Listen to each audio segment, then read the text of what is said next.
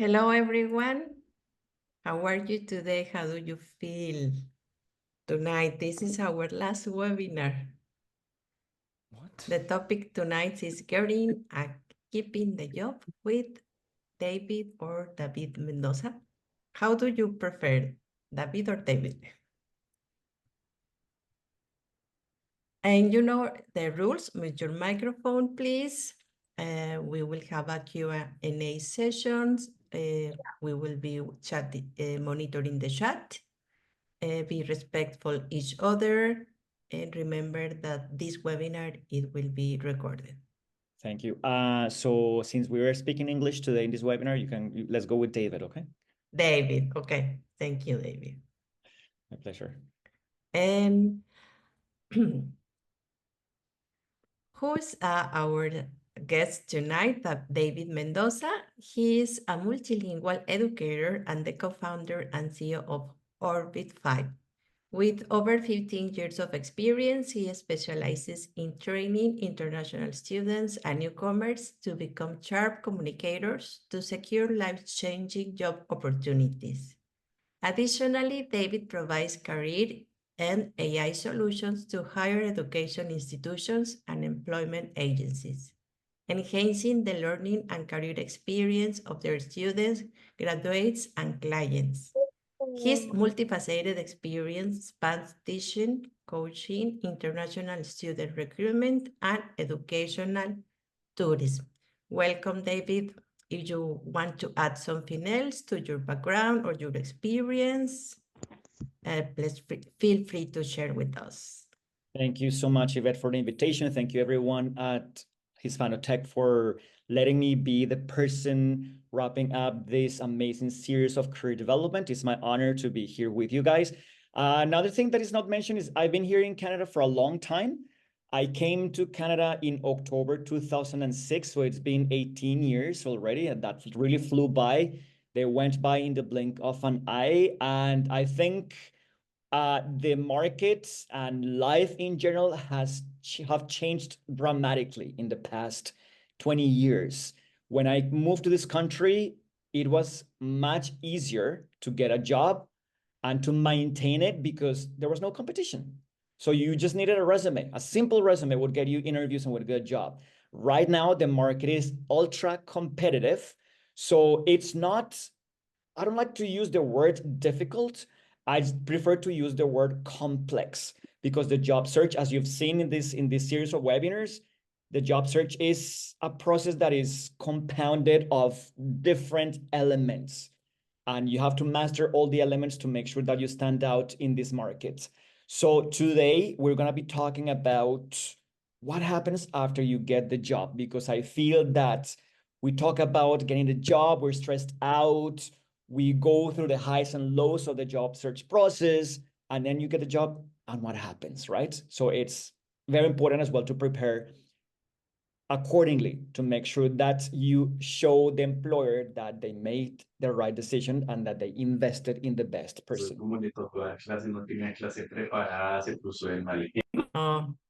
Someone is speaking. If you're not speaking, Yes. just mute yourself so that we don't hear background. And that's it. What else can I tell? Oh, I'm also a professor at George Brown College here in Toronto. I teach two classes. One class is called Career Awareness, and I teach another class called Digital Skills for Life and Work that is catered for a student community of students with learning disabilities. And that's from my end. As you guys can see, we use so in the bio, and that I'm a big advocate for education, experiential learning, and making sure that the new talent in Canada pursues the opportunities that they deserve. Thank you so much for the invitation again.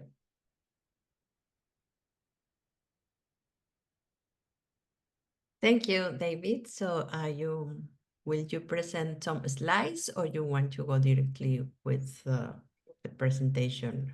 Yeah, I'm going to start the presentation in a minute.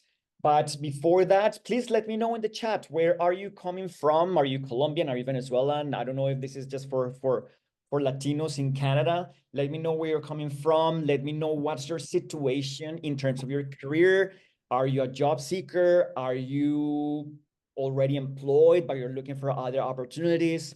Let me know so that we can get to know each other better. And also, I would love it if you open your camera, right? If you're turning on your camera so that we give more warmth to the learning environment. And also, I think it's a great idea to turn the camera on so that you get comfortable with the fact that when you go to an interview or when you go to a networking event or when you meet with a professional in a company that you want to break into, the conversation is going to be online for the most part.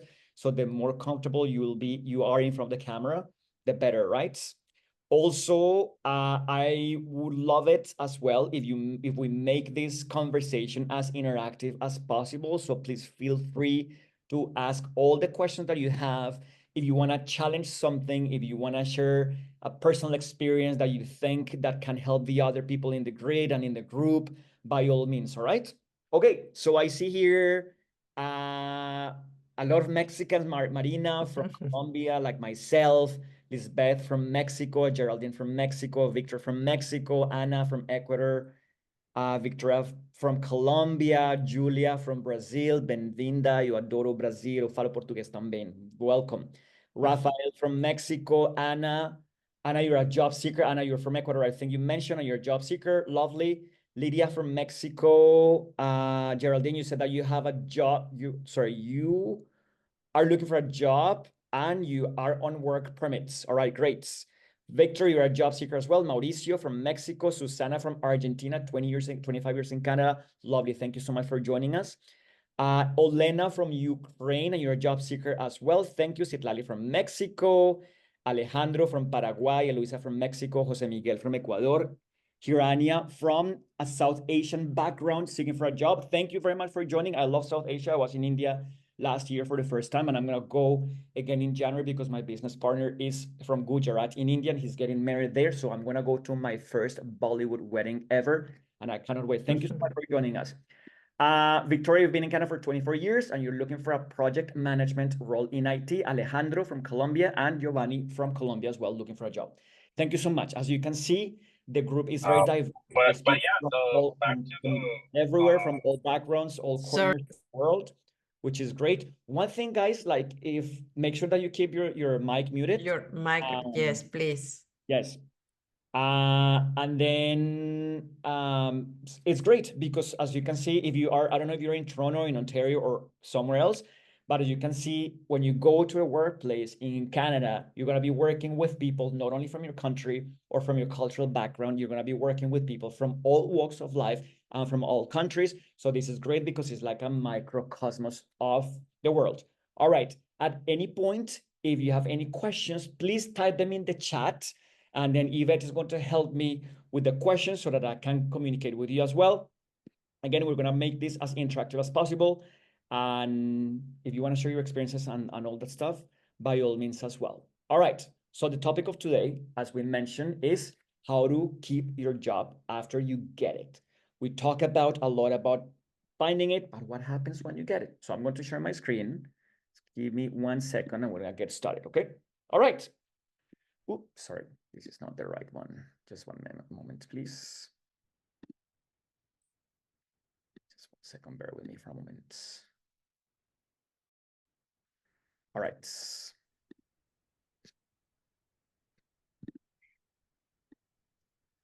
All right, can you see the screen, Yvette? Let me know. Yes, we can see it. All right, lovely. So you got the job. So now what? So this is in preparation for when you land a role, hopefully a job that changes your life and a job that helps you launch your career in Canada, or a job that takes your career and your professional journey to the next level if you've been here for a while. All right, so how to thrive in the first 90 days of the job. If you are in Instagram, you can follow my company Orbit5 as well. We post daily content with job search tips and all things career development. All right. So one thing that is very important, some of you might be in the job search, some of you might be having interviews, some of you are networking and whatnot. There's one mistake that a lot of people make is that they go to an interview and they feel that they crushed the interview, that they did really well, and they stop looking for jobs, right? It's a very bad idea to do that. Sometimes even an employer can tell you, you know, on the phone, we really like your performance and we're going to give you a verbal offer. And you hear that and you're like, great, I got the job.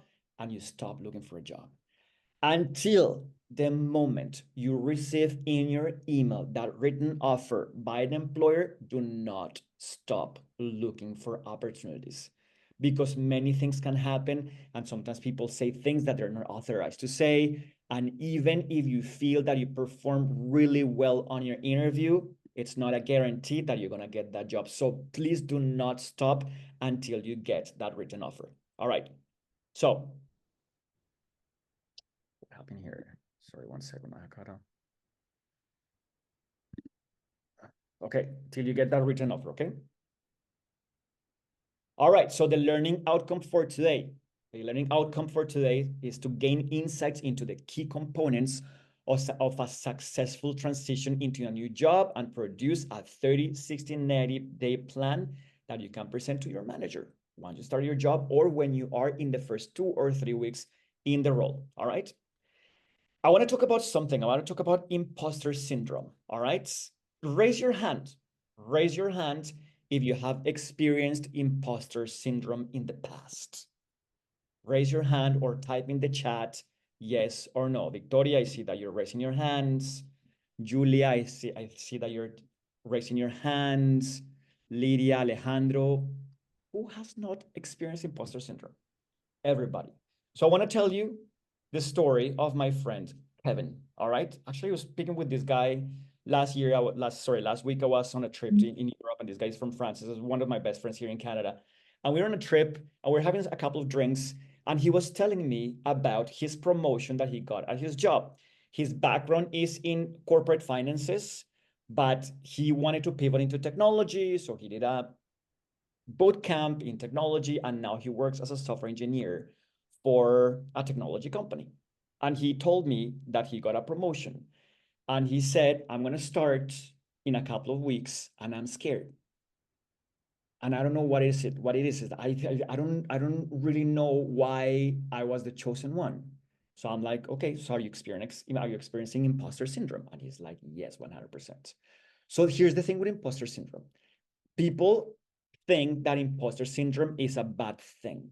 But actually, if you see it with other eyes, you will see that experiencing imposter syndrome is actually really good, because it's like getting that like kick in the butt that you need to make sure that you're gonna perform well and that you're gonna do your best when you are in your new job. And it's impossible not to feel it, because every time you start a new project or a new role or even a promotion, if you are qualified, you're going to experience that, right? So we're having a deeper conversation about his thing.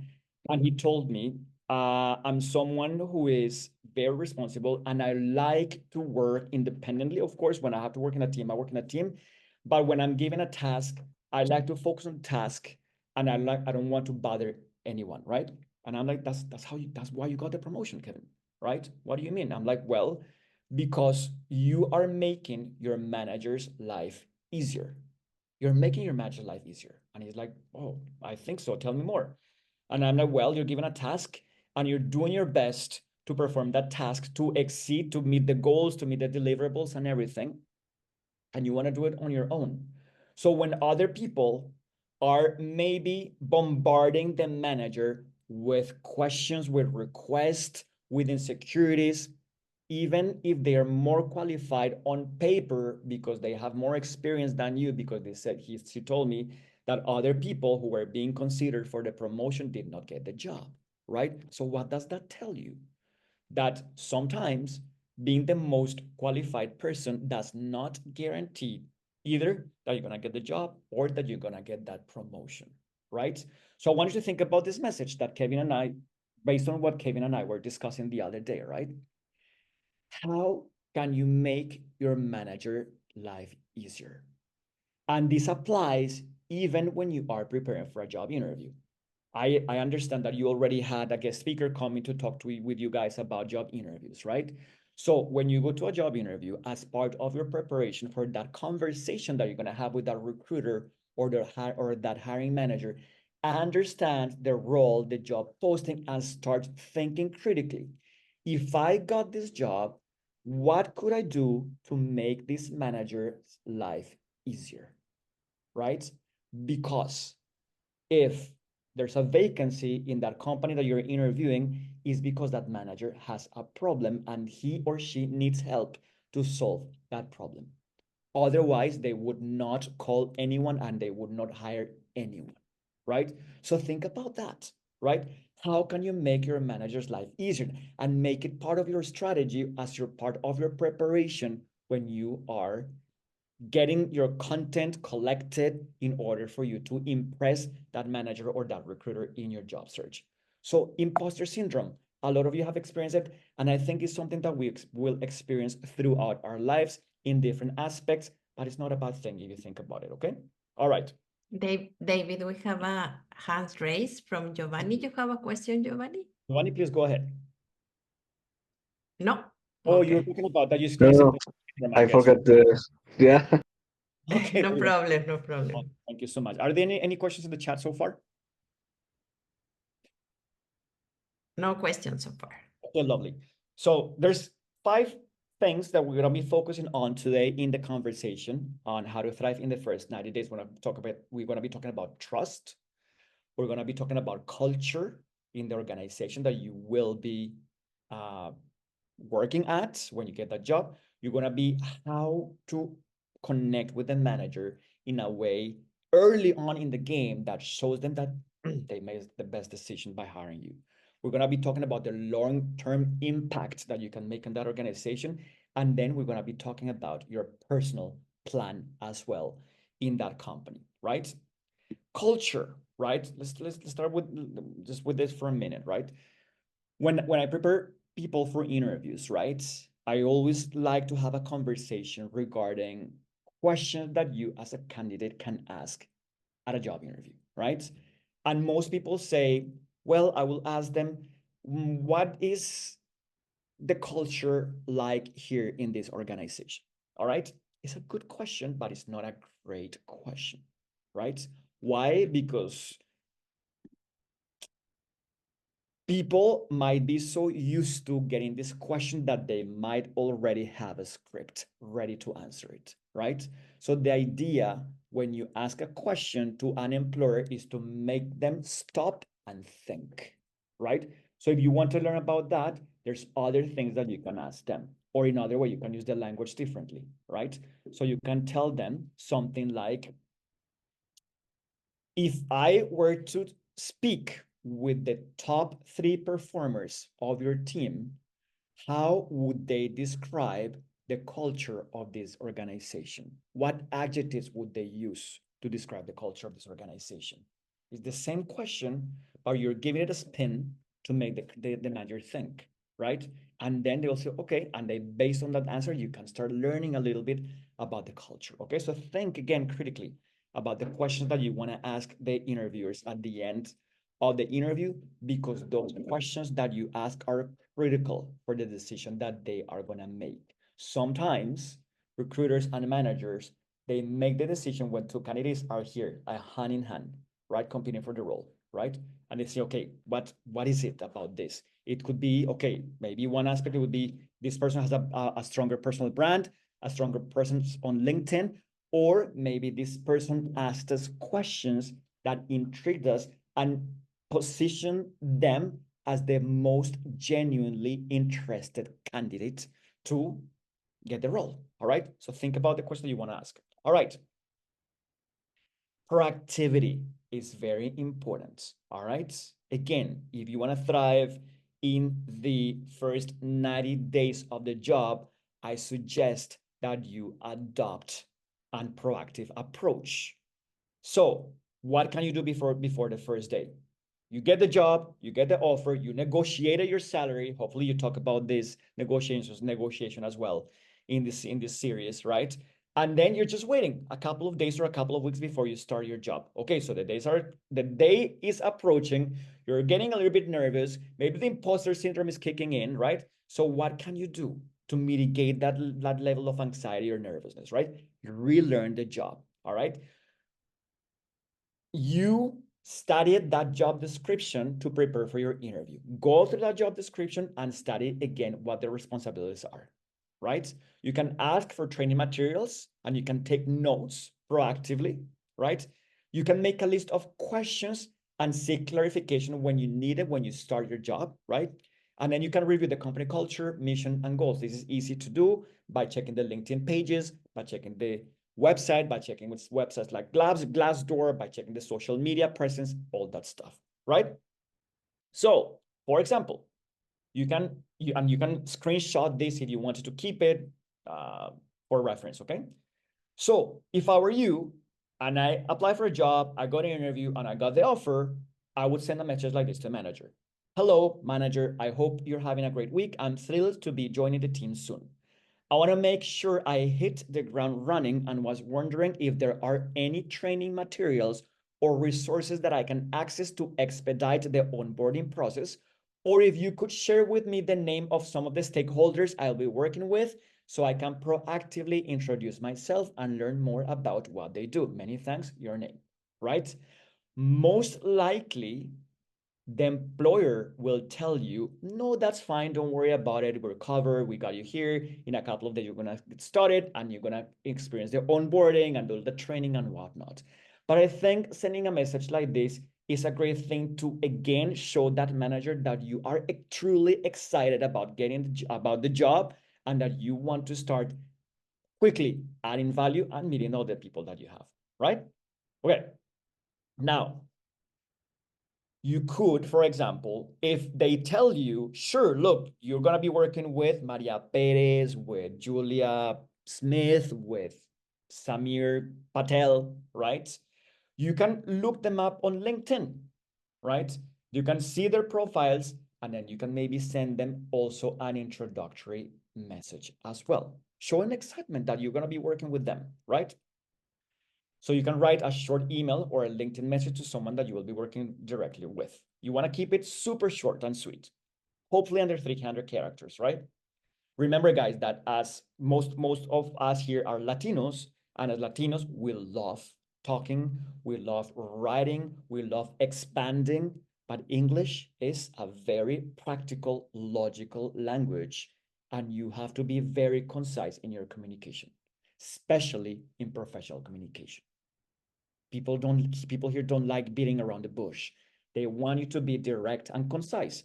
So a simple message like this will do, right? If you get their email address, you can say excited to join and collaborate. Hi, the team member, say for example that I'm going to be joining Hispanotech, right? And then Citlali tell me, okay, so you're gonna be working directly with Yvette, right? So I could be, hi Yvette, I'm David Mendoza, and I will be joining as communication specialist on November 2nd. I'm looking forward to working together. If there's anything I can dive into beforehand to hit the ground running, please let me know. Best, your name, right? Or if there are any tips for me to get started, I will really appreciate that. All right. This is not mandatory. You don't need to do this, but I think it's a nice gesture to tell people, hey guys, I'm excited and I'm here to support the team and I'm here to help each other meet the common goals that we need to meet as a department or as a team. All right. Okay. Let's talk about trust. All right, let's talk about trust now. So if you want to thrive in those first 30, 60, 90 days in the job, it's paramount. It's mandatory that you build trust. So let me ask you, I'm going to stop sharing here for a moment. Let me ask you guys, what are some of the things that you feel you could do to build trust with that manager? Let's talk about that manager or the team member once you start your role. What comes to your mind? What can you do to start building trust with your future team and the future management in the role? Okay, Alejandro is saying here, if you commit to something, deliver. Absolutely, right? If you say that you're going to do something, do it. Commitment. Geraldine, you're saying that. Maria, comply with project due dates. Absolutely, right? Anything else? Anything else? What else would you do to try to build trust with the people in the team? Frith, you're saying proactive updates. Beautiful. And Angelica, you're saying listen to your internal customer needs. Great. So listen to the stakeholders and whatnot. All right, lovely. Let's go back to a presentation. Thank you. All that makes a lot of sense. I think somebody else wrote, Eloisa, you're saying work on my own on a proactive initiative and deliver results. Great. Perfect. Thank you so much. Okay, thanks, guys. All right, absolutely. And you can see that the things that you just mentioned overlap a little bit with the content that I'm about to show you. So build trust is very important. Again, the first days are awkward, right? You don't know anyone. It's a learning curve for sure, because you have to learn maybe new technologies, you have to adapt and adjust to the culture, right? So you want to make sure that you start building trust with the people, right? So follow through, as someone in the chat said before, meet deadlines consistently and communicate immediately if there is an issue. Open communication is very important, right? Sometimes I remember this. This is a personal story. I remember when I was still in Colombia and I was on my university, right? And I had to do an internship, a placement. And I did it at a pharmaceutical company.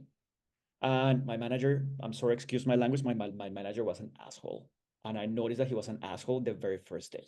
When I had that meeting, he was not welcoming. I felt I was very young. I was like 20 years old. I felt very intimidated. And then he started talking to me. He's like, bring a notepad. And I brought a notepad. And he started talking to you have to do this. And I'm just making notes. And then, do you have any questions? And I was so scared that I didn't ask anything. So I went back to my seat and I'm like, what the hell do I have to do now? I didn't understand, and I felt shy to ask. And because of that, I made mistakes at first, right? So if there is something that is not clear, ask for clarification, because it's better that you do that, and not because you're shy or because of, but what are they going to say? Maybe they're going to think that they made the wrong decision, right? And so I'm going to just try to wing it, and you make a mistake, and that mistake can cost the company money, dollars, customers, whatever. So it's not a good thing. Same thing when you are at a job interview, right?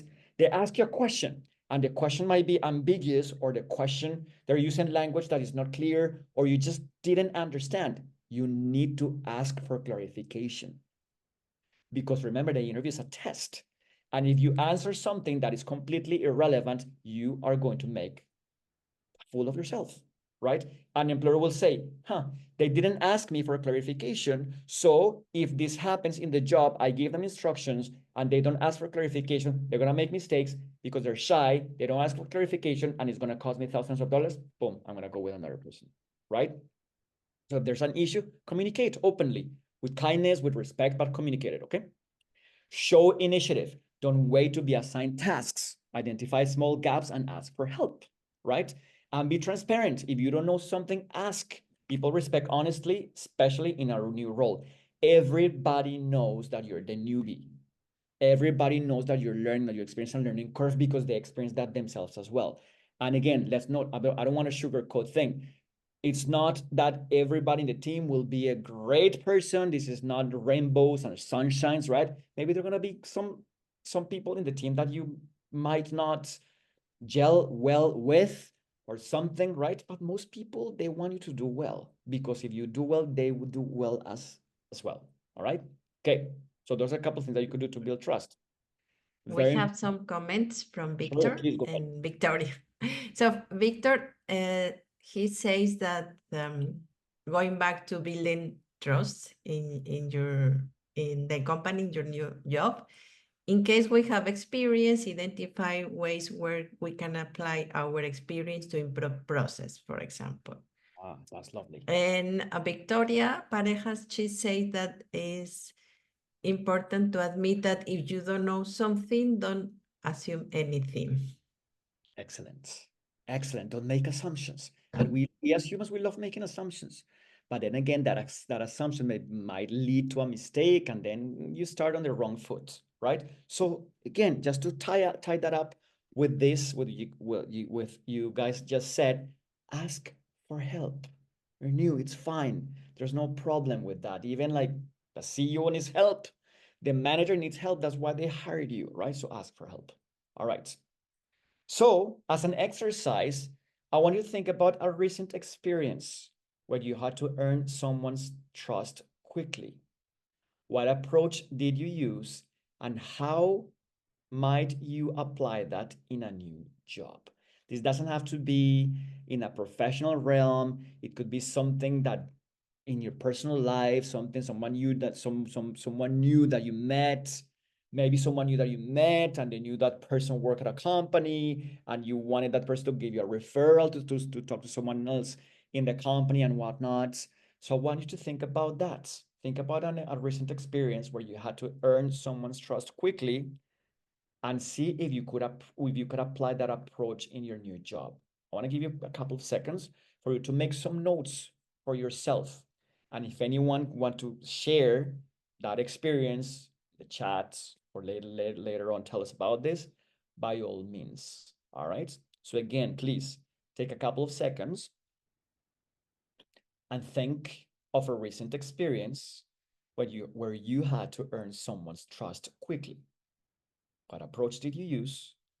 And how might you apply that in a new job? I'm going to give you a couple of seconds to make some notes before I move into the next slide.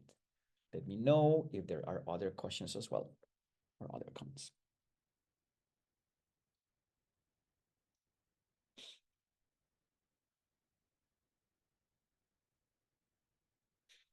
All right.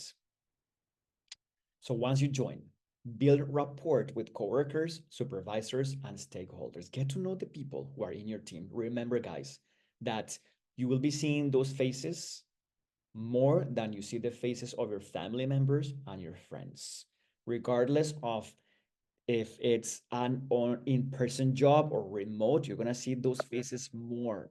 So build rapport with those people, get to know them. By this, I'm not saying that you have to become best friends and you have to go on Fridays to have drinks with them. If you want to, by all means, but make sure that you get to know them there so that you can collaborate and support each other.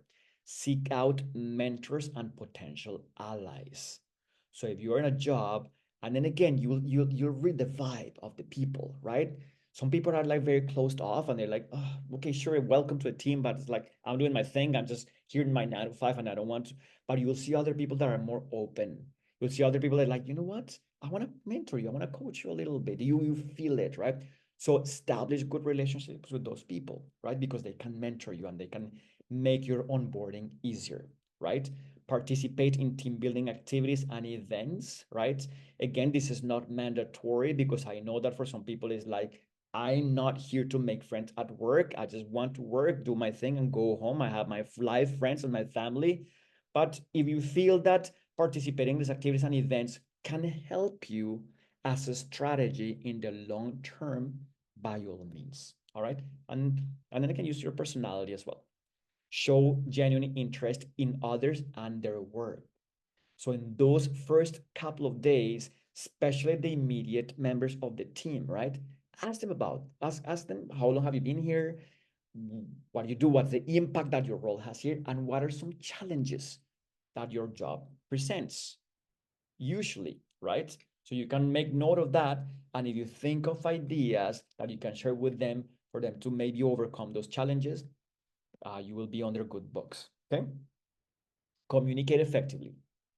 People always think about communication in terms of speaking and writing, but most of the time people don't pay attention to listening. So those first days in the role, the most important aspect within the communication spectrum is going to be your listening abilities, because there's going to be a lot of information coming to you in the training, in the meetings, in the boardroom, in all that stuff. So listen attentively and again ask for clarification. Share updates and progress on projects and communicate needs, concerns, and suggestions. All right. Now, what you want to do is want you to define with your manager the KPIs you will be measured by. And if you're smart in your job interview, this is going to be one of the questions that you can ask the interviewer at the end when they give you the chance to ask your questions, right? Instead of asking, what does a typical day in this job look like? I don't like that question at all, guys. Like, to be honest, I think it's a bad question because it takes valuable time that you can use to ask something that is more intriguing. Why do I say this? Because first of all, they will have a script ready. Well, you come to the office, you read your emails, you do this, it's a script. But if you think about it, no day looks like the other. Every single day is different. So you just have to go with it. You just have to roll with it, right? A good question for you to ask in your job interviews at the end could be, I'm wondering if you could share with me what are going to be the KPIs that you will use to define my success in the first 90 days in the job. And you make note of that because it's important, right? It's important, an important part of the role, right? And they're going to measure your success based on that, right?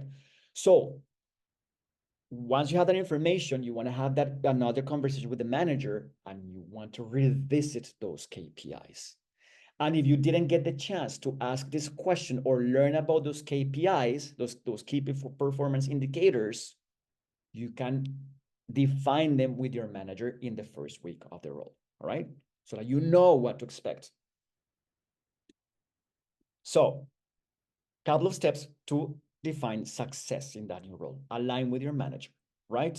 What are top priorities, right? For you to take care of in the first few days in the role. And again, how will they measure your success, right? You can set milestones with them as well. You can break down your first 90 days into goals, 30-day goals, 60-day goals, 90-day goals based on the key responsibilities and priorities, right? Based on that conversation, right? You can do that. For example, you have that meeting with your manager and your manager tells you, look, the priorities are this, and these are the KPIs that I'm going to be using to measure your success, right? Then you go home that day or in your lunch break or whenever you have a minute, and then you start devising a plan for you to meet that in the first 30, 60, 90 days. And the next day you say, hey, manager, I was intrigued by the conversation that we had yesterday about the priorities for this role. And I devised a plan to make sure that I comply and to make sure that I exceed the expectations in the role. Would you have 5 minutes for me to show it to you and sort of have a discussion about it? They will like that. They will like that, okay? And identify early wins as well, right? Look for 1 or 2 quick wins that show your value. This should be small, impactful tasks that can be accomplished within the first month, right? So again, as you can see, everything interconnects, right? What are your priorities? And then see, okay, this priority, I can do this easily based on your experience. One thing about immigrants, right? Immigrants, we have very strong work ethics. We just need an opportunity. But when immigrants land jobs, we always overperform, right? We always overperform. And I know Yvette and Sitlai, you guys know this, right? All based on all the stories that we hear, right? And we're smart and we are hungry and we're driven because like we are here to eat the world, if you will, right? So identify the early wins as well. Now culture, right? In order for you to succeed in those first 90 days in the job, you also want to make sure that you really understand what culture really the organization is presenting. There's one thing is what they show, right? And I think what the reality is. For example, everybody wants to work at Google, right? Everybody. Who doesn't want to work at Google? You ask people, what would be your top company? Google. Okay, great, perfect. But it's because it's Google. But not everybody knows what really is to be working there. I mean, it's a great company to work at. It has great perks, great salaries, great things. But I have a friend of mine, she's Mexican as well, and she works in marketing. And she told me, everyone wants to work here, but they don't know because David, I have to sign a lot of NDAs. I have to do a lot of things, and they want me to be exclusive to this. So I want to do some consulting on the side, to make some more money extra or to do something, and I can't. And I'm like, what do you mean you can't? Yeah, I can't because Google doesn't allow me to do that, right? It's just part of the culture, right? So you want to make sure that you understand what really the culture of the organization is, right? So a couple of ways to adapt: observe and ask. Again, the asking thing gets repeated again, right? It comes into the picture again, right? Pay attention to how people interact, communicate, and make decisions, right? Is it a very informal environment or is it more formal? How do they communicate? Are they direct in the way they communicate? Do they have like short meetings? The meetings are super long. They prefer to do it via email, right? For example, in my case, I worked for George Brown before being faculty. I worked for George Brown in a corporate environment for like 8 years, 7 years. And then I freelanced for the travel company in a small boutique travel agency, and it was the complete opposite. It was so chill, it was so relaxed. The owners were wearing shorts and t-shirts, right? So it was a very different thing in terms of culture, right? Ask our colleagues about the company's history and values to understand the context as well. And then you can ask when in those first days, tell me what's usually the way people communicate here, right? So for you to understand, respect the norms. How is the interaction, the written communication in the company? Talking about the George Brown experience compared to Evolve Tours, which is the travel provider that I used to work at before. George Brown, very corporate, very to the T, right? Very formal language. With Evolve Tours, he was like talking to a friend, even with the directors of the company. And that was part of the culture. Why? Because the owners of this company, they used to be skateboarders and snowboarders, right? So they were super chill, right? And show curiosity as well. Express interest in the company's journey, challenges, and goals, because people will appreciate that you're invested in the organization's success, especially the people, the managers, and top management, and the people who have decision-making power. All right? Try to find a mentor. We talked about this already, right? Try to find a mentor. Try to find someone who can show you the ropes. Try to find someone who can give you their hand and show you that everything's going to be fine and that they are there to support you and you can ask them questions and whatnot. You can learn a lot from them, right? And find ways also to add value to that mentor's life. Remember, guys, that everybody has a life outside their work. A software developer has a life and interest outside technology, right? So you can, when you find that person in the company, right? I see this person gives me good vibes. This person made me feel super welcome, right? I'm gonna try to establish a deeper connection with the person. So ask them as well. Hey, your job looks very stressful, right? And on top of that is all this noise happening in the world. What's one thing that you enjoy doing outside the scope of work that helps you relax, and decompress? And they will tell you, I love watching movies. I love going to restaurants. Okay, cool. What kind of food do you enjoy? I love Thai food. Really? Have you tried this? Blah, blah, blah. Right? And maybe you can do some research. And when you find a new Thai restaurant that opened in the city, you can share that with them. And then it's nice because they will feel that they are not a simple transaction, right? That you're listening and that you're not using them as a mentor, but you are genuinely interested in themselves, in them as people, as humans as well. Okay? This is very important. Ask about challenges and gaps, right? Try to find, and again, this is a question that you could ask in your interviews as well, right? What is a challenge that usually people in this role experience? Or what is a challenge that your department is currently facing, right? Based on the um, the presence of artificial intelligence, how is the department preparing to make sure that you can work hand in hand with it, right? And then take note of those challenges, right?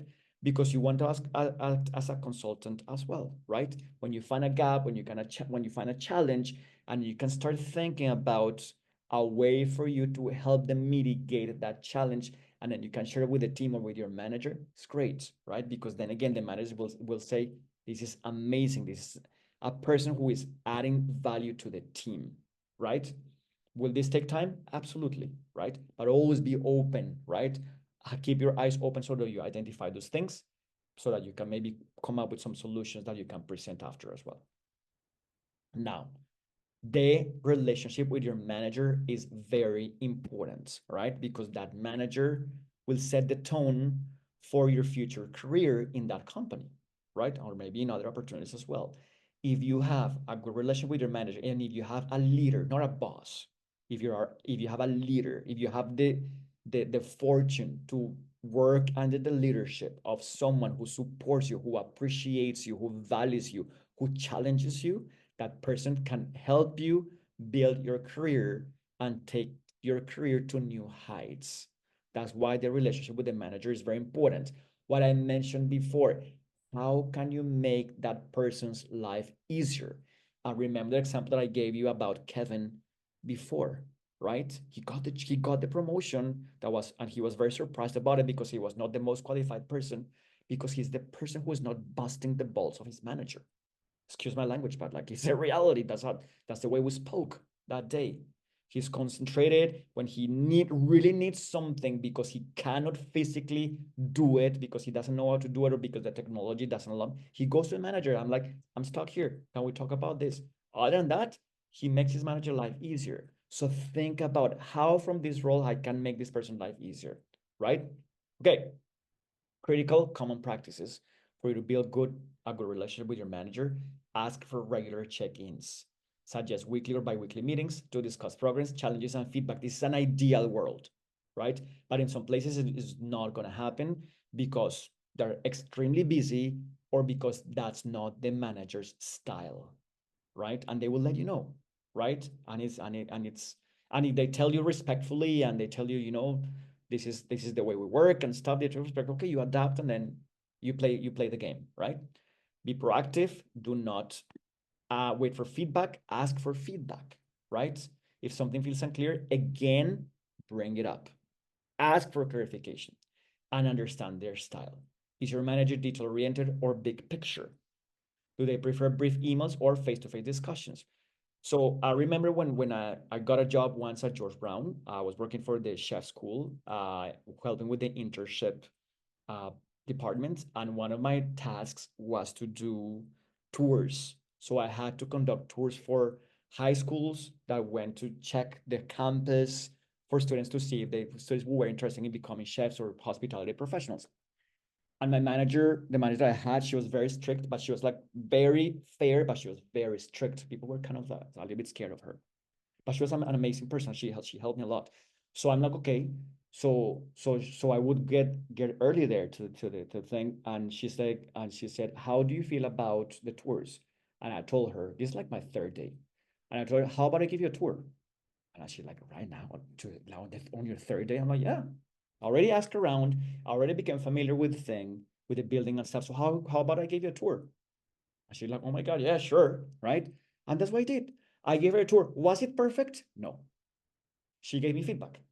But she told me, David, I really appreciated that you did this because you showed me that you really want this job and you want to do a good job here. It's your third day and you don't know much about this and you already gave me a tour.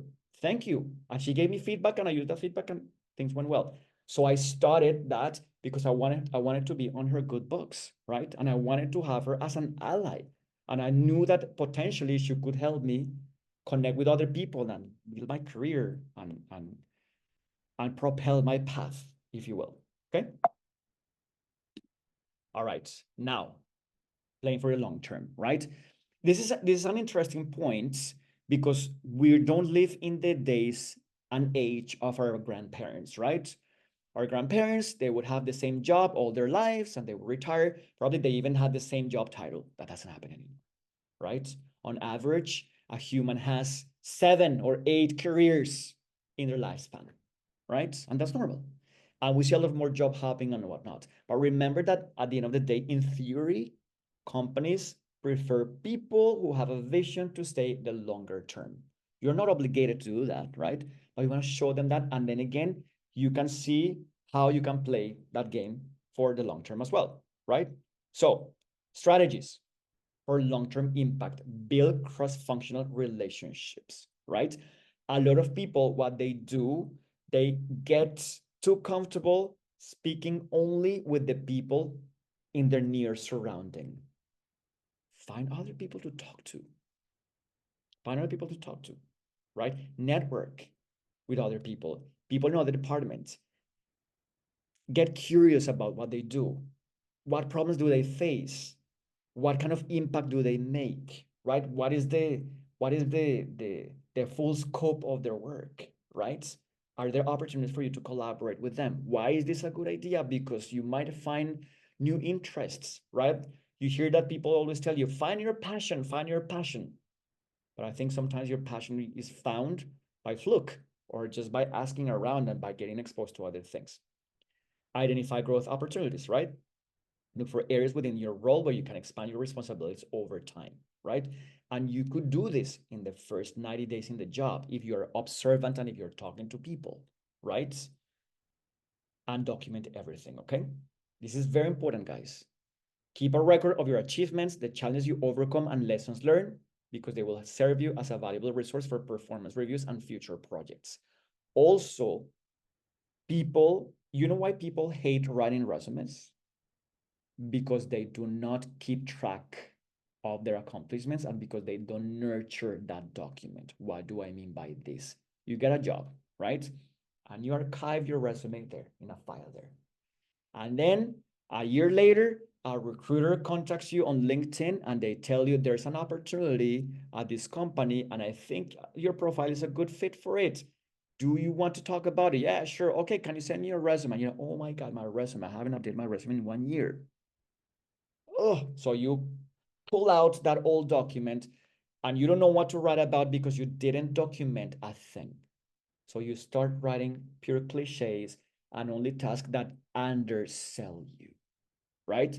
So if you document things, you are always going to be ready for the next opportunity, and your resume and your LinkedIn and everything and your stories and your content will have metrics of impact that will impress a future recruiter or manager. You always have to be ready for an opportunity because this economy is crazy and there's layoff, there's this, that, right? So document everything, okay? And then the personal success plan, right? How can I make sure that I'm going to do my best and then I show that I was the right choice, right? Personal objectives, write down your top 3 goals for the first 90 days. Based on the conversation that you have with the manager, based on the onboarding process, based on your own research, based on your own observations and interactions, right? Write down what are those top 3 goals are going to look like for you, right? Growth opportunities. This ties in with what we mentioned a couple of seconds ago. Identify one skill or knowledge area that you'd like to develop. This is great, right? Because nobody knows everything, right? And there's always room for improvements, right? That's why I love the weakness question, right? What's your weakness? And people get scared when they ask them that question, right? No, you shouldn't get scared of this, right? It's an opportunity for you to mention an area for improvement. What are you doing to improve that area, and how will the company benefit from you improving that area, right? So in those first weeks and days and months, right? What's one area skill that you can develop further, right? That you can use for the progression of your career, for your own plan, right? Just because you got a job, it does not mean that the learning stops. Upskill. The market is brutal. Again, I told you, like 18 years ago when I came here, it was so easy, it was so basic, right? Now we have problems that we didn't have 18 years ago. We have technologies that we didn't have 18 years ago. And we have a lot of the jobs that exist today did not exist 18 or even 10 years ago. So it's very important that you continue to upskill, right? So that you're more competitive and you build the career that you want and that you deserve in this country. Okay? A network building, list key people that you want to connect with, either inside or outside of your team, right? Cross-functional communication. All right, good. And as I mentioned before, nurture your resume. All right. This is an exercise that I propose to my clients, right? Every Friday, or some people do it every day, right? But every Friday or every 2 weeks, sit down and write down what happened. What happened this week? Your first week, what happened? Oh my God, like so, the headache, it was so much to to to absorb, right? What happened? What did you do? What did you accomplish? What problems did you solve? What challenges did you have? And nurture and feed that document with that information, and you will see that your numbers will change, right? So see how many people struggle to come up with metrics in their documents is because they do not feed their resumes, right? Once you do that, once you engage in this reflective exercise, you will always have fresh content to make sure that your resume is updated. Your resume is a dynamic being in constant evolution, just like yourselves, right? So with these things, my dear friends, I want to open the room now for your questions, comments, thoughts, concerns, so that we can have a discussion to help you how you can do your best to thrive in the first 90 days in the job. All right? David, before going to the questions, so we can have our last photo group, please. Yes. That sounds like a plan. And then we will have 5-10 minutes for questions and answers, okay? Love it. Perfect. Okay, there you go. So guys, if you can, oh, turn your camera on for the picture, a picture for the memories, yes? So who's gonna take it, me or you guys? Daily, she's going to take it. Okay. Let me know. Oh, one second. Let me know when. Or you will see Uh, small window that says hello. mhm. So keep smiling.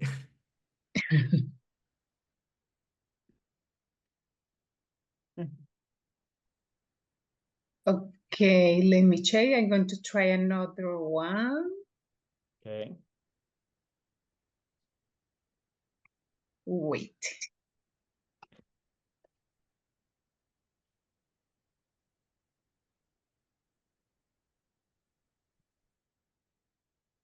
Thank you everybody for joining. It's such a well-attended workshop. It's amazing.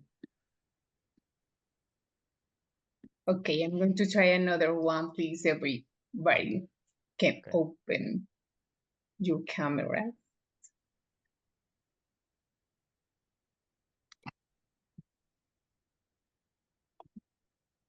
Okay. Okay, thank you. Thank you. Thank you so much. Thank you. So if you have any question or comment, well, a lot of comments about how wonderful was this webinar, David. Thank you so much. My pleasure. And Can I share my yes. LinkedIn profile here? My LinkedIn URL? Yes, sure, please. Okay, so if you want to connect with me on LinkedIn, please, I just shared my LinkedIn profile there with you guys, so that we can be connected there.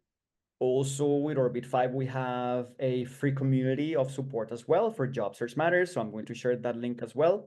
You can join that. You can join it as well. We do live events and all that stuff as well. So you can join there as well. I just shared the link there as well. All right. Let me know what other questions you have, like what questions you have, please. You can voice your questions out or just like write them down. I have a couple of comments regarding how can we build trust in our new company, and it's regarding as well to the communication skills. What I found very valuable is not waste others' time. So if you ask for a 5 minutes meeting, or if you want to chat with a new peer, etc., and you ask for a 5 minutes, commit to that 5 minutes. And as you mentioned before, David, that the English language is very focused. So we will need to say what we want to say, get the responses, and say thank you, and that's it. Because us as a Latinos, we like to chat, chat, chat, chat. Love. We love to talk. And Can I tell you a story, guys? Can I tell you a story? Look, so 14 years ago, in 2010, George Brown opened a new campus, the Waterfront campus, right? So there were a lot of jobs that became available, and I applied to a bunch of jobs, and I got like 5 interviews, and I didn't get one. I didn't get any of the jobs. So the lady, the director of human resources at George Brown, she called me once. I was working part-time at the college, and she told me, I want to help you, David. I want to tell you why you're not getting the jobs. Do you want feedback? And I'm like, yeah. So she's like, okay, the managers like you. They know that you're smart, but you're not getting the jobs, David, because you're not concise. And I'm like, what? What do you mean? And she's like, David, like every time we have an interview with you, we allocate 40 minutes and it takes us 1.5 hours at least every time. So the managers are concerned that you're going to be talking so much that you're going to be falling behind your tasks. I'm like, wow, okay. And it was like a slap on the face because I came to Canada with $700, one connection, an open mind, and the language. So I was very proud of that. But what I realized is that in those interviews, although I was speaking English, I was interviewing in Spanish because they asked me a question and I would go all circles, circles, circles. And it's not like that. That's why you want to follow frameworks, right? And as Latinos, we have to work really hard to overcome that. We have to be very concise the way we write and the way we speak. And it comes with practice, right? So I love what you mentioned, Yvette, right? If you commit to 5 minutes, commit to 5 minutes. And how can you do that? By preparing, right? So if you're going to have, for example, an informational interview with a new member in your team, right? Make sure that you have your questions ready. What do you want to know about that person? What kind of information is going to be valuable from that person? What insights you can apply into your own growth in that company? Because if you go there, for example, I imagine that I'm going to work at Hispanotech, and then I tell Citlali, can you connect me with Yvette? I would like to have a chat with her. Yeah, oh, yeah, sure. And I go, Yvette, thank you for your time. So, hi, how are you? Okay, good. Yeah. Okay. And it's like awkward silence. You're like, what does this guy want, right? I'm wasting your time. And I'm wasting my time as well, right? So be prepared. Always be prepared. And this is not a Canadian thing. In our countries is the same. The more prepared we are, the better impression we make, right? Sure. Thank you, David. We have a question from Giovanni, Yeah.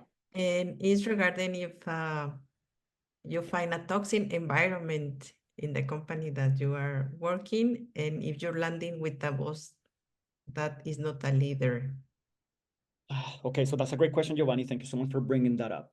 Fortunately, in Canada, I think employees are more protected than in other countries, but nevertheless, you're going to find sometimes, unfortunately, there's going to be toxic people or toxic managers that are micromanagers, and they don't trust you, and they're going to be on your shoulder all the time. And worst case scenario, they're going to be disrespectful towards you, and that should not be tolerated, right? So sometimes you want to put your not sometimes you want to put yourself on the person's shoes and you want to give them the benefit of the doubt, right?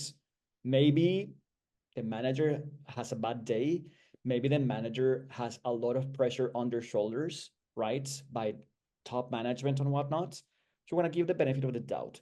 But if the behavior repeats, you need to address that, right? And you need to book an appointment with the manager and tell them, right, that this is happening. And you've been noticing that the communication is not open and the communication is not respectful. So you want to make sure that you have a cordial relationship to make sure that all the goals are met, right? And see what happens. Maybe the person goes, really, oh, I'm sorry, I'm under a lot of pressure. I'm very stressed out and I didn't notice that and you don't deserve that. Thank you for letting me know. If that person does that, excellent, right? And sometimes I feel people, then again, you guys know Canada, right? Go, go, go, go, go. People are very stressed out, right? At the economy, and people are scared because they're gonna get laid off and all that stuff. We're humans, right? So it might be that the case that they're just under a lot of pressure and stress, and they're not noticing that not that they're being toxic, right? Now you tell them, and they say like they disregard you or they gaslight you, right? Okay, so you'd make note of that, and maybe if the behavior continues, probably you will need to have a conversation with HR, right? Reality is that in some companies, HR is looking for the interest of the managers and not necessarily all the other employees. And if that is the case, my friend, if you have a toxic manager and the behavior doesn't change at all, you need to find another replacement because a bad manager, a toxic manager will kill you. It will kill your confidence. It will crush you, right? So hopefully you will not experience that. And if in the worst case scenario, that you come across a person like that, you need to talk to the even if you need to talk to the Ministry of Labor, you can do that. The good thing is that in Canada, we're more protected and people cannot get away with bullshit, or excuse my language, that easily. You know what I mean? But hopefully you don't have to experience that, man, right? But if you do, then look for another job, because that person will kill you, and you don't want to be miserable in your job, right? You don't want that. Okay. I hope does that answer the question? Another question from Alejandro, and Yeah. is regarding when is a good time for asking for feedback? How often should one ask for it? That's a really good question. So if I were you, again, because you want to make sure that you understand what the leadership style is from your manager, right? So you can have the conversation with them, right? You can tell them, since I am new to the team and I'm on a learning curve and I want to make sure that I exceed all your expectations, I will really appreciate if you share objective feedback with me, right? So what is the best way? How often can we have these conversations? What is the preferred method for you to get for me to ask you the feedback? Can we just have a chat, a casual chat? Do I have to book the feedback in advance via email? And they will tell you, right? And they will be open, right? So again, the thing is that each manager is different, right? Some managers are like very, very open. For example, me with my team, I'm like, whenever you need something, just let me know. Send me an email or something, WhatsApp or whatever. Other managers are not like that, because there are like a lot on their plate. So they might be, yeah, every 2 weeks we can have a meeting, a 10-minute meeting, right? Okay, well, if that is the case, you have to make sure that you make the most of those 10 minutes, right? So I think the best way for you to do it is by asking directly your manager what is their preferred method of communication to provide feedback, but let them know that it's important to you because you want to exceed their expectations, right? Sometimes I feel that you have to play that game to make, so yeah, feedback is important to me, but it's important to me because if you give me good feedback, I will deliver this and then you will look good, right? And the team will perform. So make it kind of about them, okay? Like the benefit of them giving the feedback. Anything Well, else? a lot of thank you and congratulations for this excellent presentation, David. I think, yeah, we are done so far. Well, thank you, everyone.